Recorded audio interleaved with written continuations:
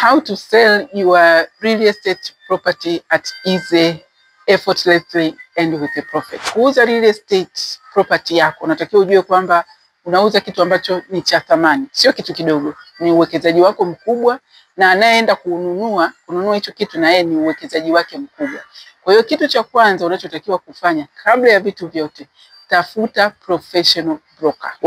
What I mean with a professional broker ni license. Ana uwezo wa kuisimamia hii kazi kisheria. Huyu mtu atakuwa anawajibika na wewe fundi, maana yake umempa kazi. Kwa kama umempa kazi unamdai nini? Matokeo. But at the same time na yeye, kwa sababu ana mkataba na wewe, na yeye anaingia kwenye kuwekeza. Kuuza real estate sio kitu rahisi. Kinahitaji uwekezaji wa fedha, kinahitaji uwekezaji wa mali, kinahitaji uwekezaji wa muda. Kitu cha pili, lazima uiweke property yako katika hali nzuri. Property yako ina sehemu zimeharibika, ina mashimo, sijui ina makaro yako wazi, chafu, rangi imeharibika. Usiuze tu kwamba hivi atakayekuja atachukua. No, upgrade your property. And tayari ukishakuwa na real estate broker atakusaidia, kwa sababu once you upgrade your property, una upgrade value.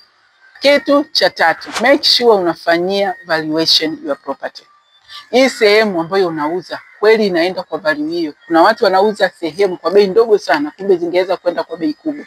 Na kuna watu wanauza sehemu kwa bei kubwa, wanakosa wateja, kumbe walichokosea ni bei walioiweka. Yeye ameangalia tu hii sehemu nilitengeneza kwa milioni 500. Lakini je, is it worth it? Kwenye soko la sasa mtu atainunua kweli kwa gharama hiyo? Kwa hiyo hicho ni kitu cha tatu. Kitu cha nne, hire a photographer. Huwezi kupiga picha zako tu kwa kisimu chako tu, sijui kikoje. Picha zinagiza, picha hazionyeshi sehemu vizuri, picha mbaya, sehemu haitauza. Cha tano, be patient. Selling a real estate property sio kuuza shati. Unauza property ya mamilioni.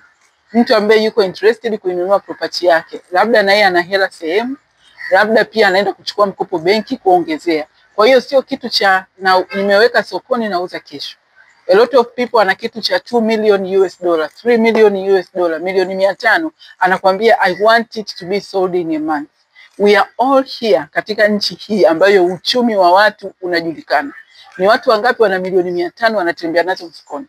Ni watu wangapi wana milioni 3 US dollar anazo benki, anasubiria your property? In another way it is impossible. Kama anazo basi ziko kwenye mzunguko sehemu. Kwa hiyo you need to give it time. At least 6 months to 1 year. And this is normal. Usione kwamba kazi haijafanyika. Kazi inafanyika, lakini kitu unachokiuza ni kikubwa.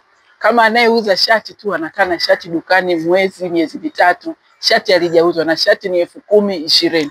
Je, wewe unayeuza nyumba? Kwa hiyo hicho ni kitu ambacho unatakiwa ukielewe. Kitu kingine unatakiwa ukielewe, kodi. Selling your real estate property inakuja na kodi.